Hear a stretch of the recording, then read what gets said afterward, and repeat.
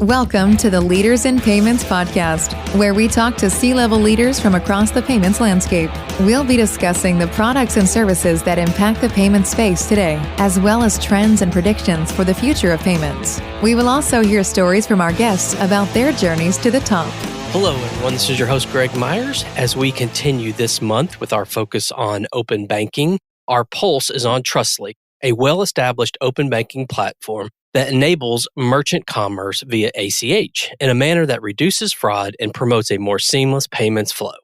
Today, I talk with Chief Legal Officer Kathryn McCall about Trustless as both a rapidly growing company and a true leader in our industry. For those of you that may not know, the Trustless brand was launched in the U.S. through a merger with a local platform, PayWithMyBank. Trustless has grown exponentially since 2018 when they had just 20 employees, and now they have 300. Kathryn talks about the nuances of this merger and the differences between the US and EU open banking ecosystems. Both are well established, but consumers in the EU were early adopters of the bank transfer model. Their ecosystem has been thriving on it for decades. The US ecosystem, on the other hand, still gravitates largely towards card, and though less prominent today, check payments. Tune in to hear how the benefits of open banking differ from the merchant versus the consumer side, and what the future looks like as we charge forward towards automation and digitization. We've got a great episode ahead, so let's get started.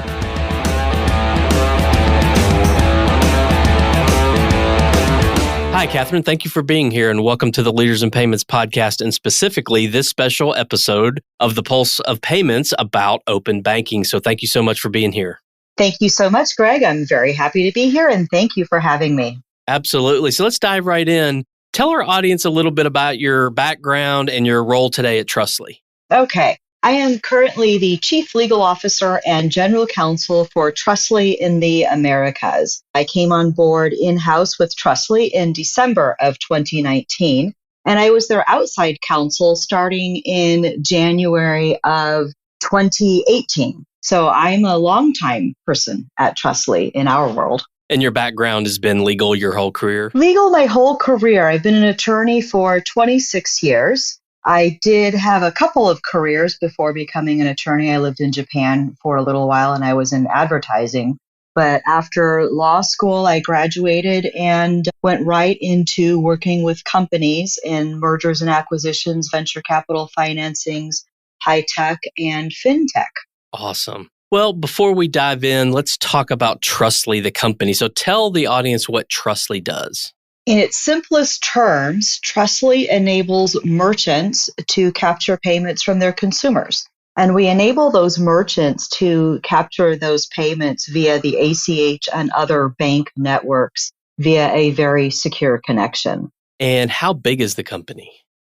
Well, we are growing. So to give you an idea of how fast we're growing, when I started working with Trustless in January of 2018, there were about 20 people, 4 based in the US and 16 in Brazil. And now we are approaching 300 employees. So a very, very rapid growth. And most of those employees were added after I joined. When I joined in December of 2019, we were about 40 employees. And also most of those people joined during the pandemic, which has been a whole new experience of interviewing people via video conference. We started with a core product. We've added to our core product line. Our core product was just processing payments. Now we've added a guaranteed product to that. We've added a data product. And I mentioned this in the opening about open banking. It might mean a lot of different things to different people. Can you define how you look at open banking? What does that term mean? Okay, I can define it 2 ways. One is my definition. I actually then also, as everybody does these days, I Googled it. What is open banking? So in the Google world, open banking is the use of open APIs from a financial institution that enables third-party developers to build applications and services around the financial institution. And what Trustless does, or what we do in open banking, which is something that we've done from the very, very beginning, is we build APIs to connect to financial institutions to enable merchants and consumers to leverage the consumer's bank account to make payments, gain information, reduce fraud in transactions, and enable a frictionless payment experience. And correct me if I'm wrong, but open banking or using your bank account to pay is much more prominent in Europe than it is in the US. Can you speak to why that is?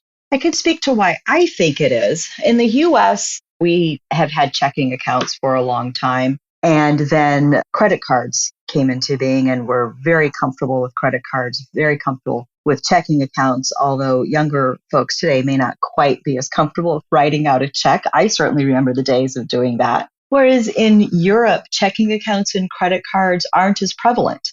So I think they started more with bank to bank transfers. I know way back, this is the early 90s when I lived in Japan, for a consumer to have a checking account was just unheard of. We used more bank to bank transfers. Of course, we had to walk down to the post office or to the bank and fill out a form to have the bank then transfer a payment for us. So it wasn't quite as easy as jumping on your phone or jumping on your computer and being able to do it. But I think in the US, we're rapidly catching up, especially around open banking is becoming more prevalent. People are becoming more comfortable with it. They're realizing that writing a check isn't all that easy anymore. And then a lot of times using a credit card isn't as easy when you're constantly having to enter into that 6-digit code and then what's the number on the back and what's the expiration date and filling out all of those things. I think we are rapidly catching up. And then the younger generation these days have a much stronger interest in reducing debt and using their bank account and not incurring all that credit card debt. Trustly launched here in the US through a merger with PayWithMyBank back in 2019, I think. Obviously, it's grown tremendously. You talked about from an employee perspective how much it's grown. So can you speak to that growth here in the US since that merger back in 2019? Certainly. So when I started out, I was outside counsel for PayWithMyBank. And I counseled PayWithMyBank through the merger with Trustly. And that merger closed in June of 2019. Then I came on board in-house in December of 2019. And what that merger enabled PayWithMyBank to do was to really jumpstart its growth by having a secure financial backing and then also having a product that has been built out and actively running in Europe. So we were immediately able to tell our merchants here in the US that, yes, you can use our services here in the US and also in Europe.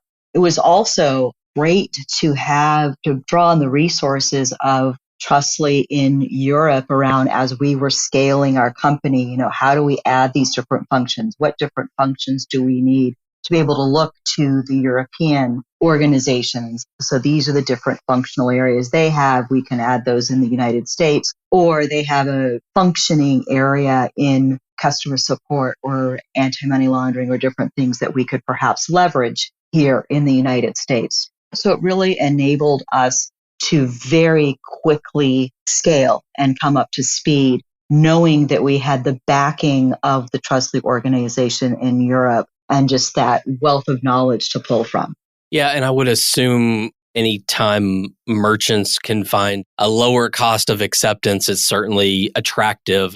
I would assume it's sort of like the snowball effect as you win some big accounts and others see that and they want to also take advantage of that. I'm sure there was some sort of just, natural, I don't know what the right word is, but sort of that snowball effect of, hey, XYZ, my competitor, is offering this lower cost of acceptance, this awesome solution. We should be too. I would assume there was some of that in play. Yeah, there was some natural back and forth in that we had some merchants in Europe with the Trustly organization in Europe saying, oh, now we can go to the US, and then vice versa, the US merchants going to Europe. We also, we're a lower cost payment method than credit cards just by virtue of what our service is and how it's built and the banking network that it uses. So for any merchant looking at what the cost it is for a credit card and what the cost is for using our services, that's really attractive when we compare side by side, which is things that a comparison that our sales team does all the time. Instead of paying all of X amount of money to the credit card companies, you could keep that money and enhance your revenue and your bottom line. Yeah. And beyond the lower cost of acceptance, What else is Trustly doing that's unique or different that's allowing for this tremendous level of growth? I mean, I guess said another way, what is so compelling about Trustly? Sure. So I would say on two fronts. We've got what's compelling about it on the merchant front, and then what's compelling for the consumer. So on the merchant front, we've already talked about there's the lower cost. We have very enhanced and robust security protocols in place to ensure that all of our payment transactions are extremely secure. In addition, the way that we are able to leverage a consumer's, the banking networks and consumers' bank accounts and information, those bank accounts, we're able to reduce fraud in transactions, verify that that person is who they say they are, that that bank account is valid. The more we can reduce fraud in the payment networks and in the financial networks overall, the better we all are, because fraud is very expensive to try and fight.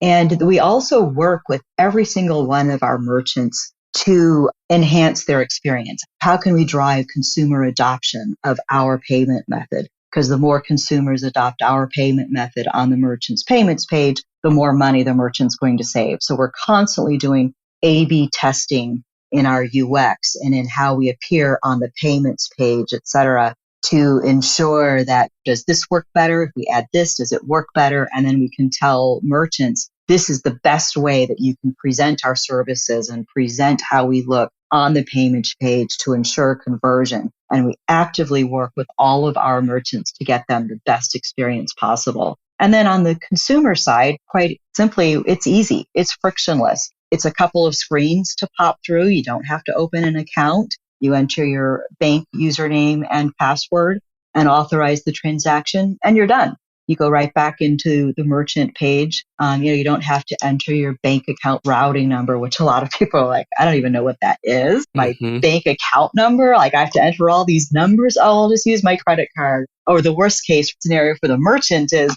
this is just too hard. I'm not going to do this. I don't need those shoes. I really don't. So we just make it as easy as possible. And we have a whole team that even after a merchant signs on with us and after we get them integrated, a whole success team that then continually works with that merchant saying, how is it working? What can we do? How can we present this in a better way? Are you running into any sticking points? Where's the friction? What's going on? So a lot of our merchants are always telling us, gosh, nobody else works with us this way. A lot of times, we sign up for a service, we get integrated, and that's it. And then we don't know what to do. Whereas you guys are constantly working with us, calling us. If you see a drop off in transactions or things like, hey, what's going on? What can we do to help? So I think that's a lot around what makes us so compelling, is that we're great to work with. Great product, very secure product. And can you talk about Trustly's global footprint? So maybe what are some of the countries you're in today and maybe some of the nuances of these different regions? Sure. So we are active in the United States, Canada, Europe, and Australia. So in Europe, we're active in the UK, Scandinavia, so Sweden, Norway, Finland, Denmark, Germany, France, Spain, Italy, most of the countries in Europe or in the EU, and also in Australia. Are there nuances between these? I mean, I'm sure there are. I know the EU is much more regulated than the US, but are there nuances with Australia or any other differences between the regions that people should know about? Yeah, there are. So the US and Canada is fairly similar in that we both have banking networks available, although Canada is a little bit farther ahead in some of their banking networks. And for the US, the ACH network, RTP networks work across the United States, so they're federal networks. When you get into Europe, it's a lot more broken up. I think all of us here in the United States, we think, oh, Europe, it's European. They've got this EU, so borders are meaningless, which really isn't the case in Europe. They do have the EU. They have this PSD2 open banking initiative. But then on top of EU rules and regs and the PSD2 scheme, each country can then also put its own rules and regulations in place as long as they don't violate or trump the PSD2 or the other open banking rules and regulations. So it is very nuanced and very different as you move between different countries in Europe. It's a lot more fragmented that I think a lot of folks in the United States would be very surprised at how fragmented it is, which of course makes it very challenging to build out a payment network that will work the same, whether you're in Spain or Germany, or, you just happen to go for the weekend, but you cross the border and it's a whole new thing, but you're expecting Trustly to act and feel exactly the same. So it's a lot more challenging in Europe due to the fragmentation, the additional rules and regulations over there. Down in Australia, of course, they have their own licensing regime to jump through to get licensed. Also, the privacy rules and regulations change as you cross borders. So there's a whole new privacy rules and regulations in Australia that we have to implement and make sure that we are compliant with. Same with Europe. In Europe, it's GDPR. And then, of course, in the United States, we don't have a strong federal privacy rules and regulations, but then we do have a lot of industry privacy rules. And then, of course, there's California and a couple of other states that have their own privacy rules. It's a challenge and it's nuanced. Everybody kind of thinks, oh, it's just bank to bank and it'll all work the same everywhere. But it really isn't the case. But that's some of the challenge for us, in order that when merchants come to us, they can sign up with us and then they don't have to see all of that or deal with all of that. They can trust that when they sign up with us, it's going to work the same across international borders and they're going to have the same experience. What are some of those challenges? I think I want to kind of put this in the perspective of kind of legal and compliance. So what are the challenges that merchants face integrating your solution from a legal and compliance perspective? So that's sort of part one. And then are there other just sort of generic legal and compliance challenges when it comes to actually paying with a bank account?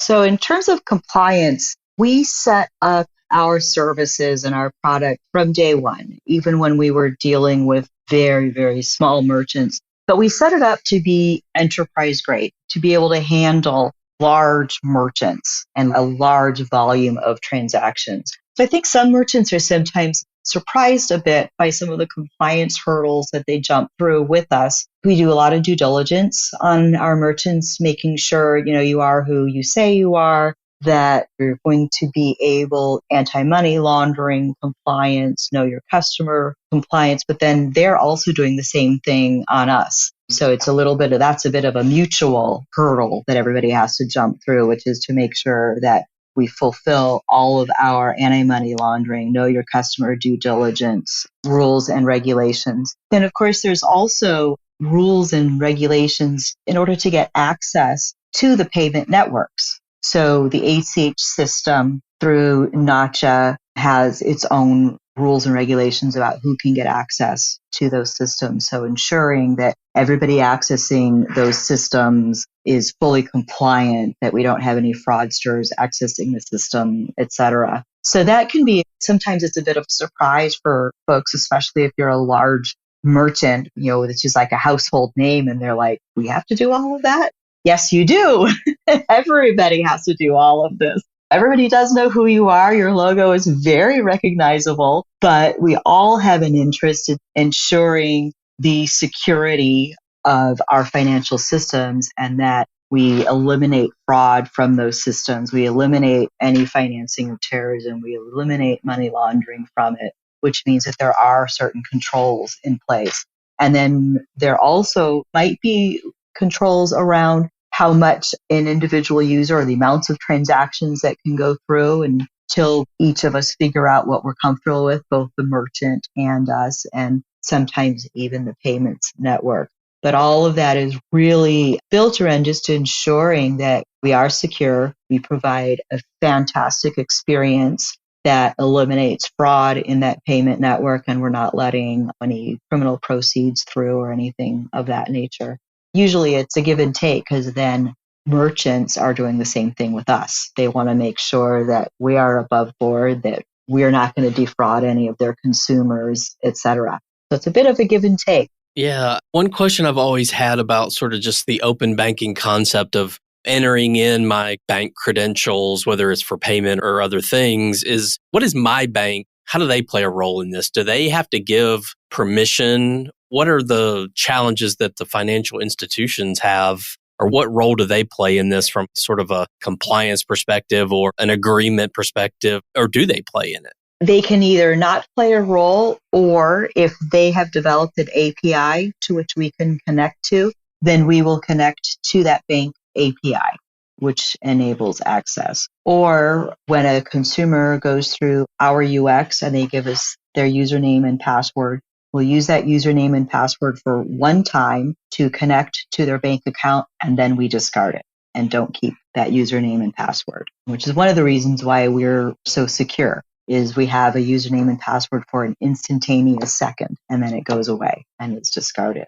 We'll work with the banks in any way that we can. A lot of banks, especially when we started up, were not interested at all in working with us or developing an API. Now they're coming around. So if they've got an API, we work with that and work with them to ensure that their consumers, their account holders, have a great experience. Makes perfect sense. So where do you see the payments industry, or more specifically open banking, headed, say, in the next 2 to 3 years? What's the future start to look like? I think it's going to become a lot more prevalent, and I think there's going to be some more regulation. There might be some more regulation here in the United States around what exactly open banking looks like and what the banks need to do to enable open banking. It's really interesting. Banks can get a little defensive, or you can't have access to that. But really and truly, I'm a customer. I'm an account holder at that bank, but that bank account is mine. And if I want to use that bank account to pay a merchant through Trustless or through any other system, I should be able to do that. So banks are slowly coming around to that realization that their account holders are not going to be very happy if they restrict access, because their account holders expect now to be able to hook their bank account up to various different services to make their lives easier, not only in payments, but in managing their finances, getting automatic account updates through aggregated services, et cetera, like a Mint or things like that. I think we're going to see more and more regulation in open banking, more adoption in open banking, more people using it, and more services coming around it, taking advantage of open banking and just making it easier for the consumer and for the merchant. This is very exciting. Yeah, it is. It's very exciting. So, Kathryn, we've covered a lot of ground today on you and a little about your background and your role there, and obviously open banking as a concept, and then Trustless specifically. So is there anything else you'd like to add before we wrap up? We're hiring. So anybody, if you're looking for a position and want to come and join a great, exciting team, come join us. We are hiring. Great. Well, Kathryn, thank you so much for being on the show. I know your time's very valuable, so I really appreciate you being here today. Thank you so much, Greg. It was a pleasure. And to all you listeners out there, I thank you for your time as well. And until the next story. Thank you for joining us this week on the Leaders in Payments podcast. Make sure you visit our website at leadersinpayments.com, where you can subscribe to the show and where you'll find our show notes. If you enjoyed listening, please share on your social channels as well.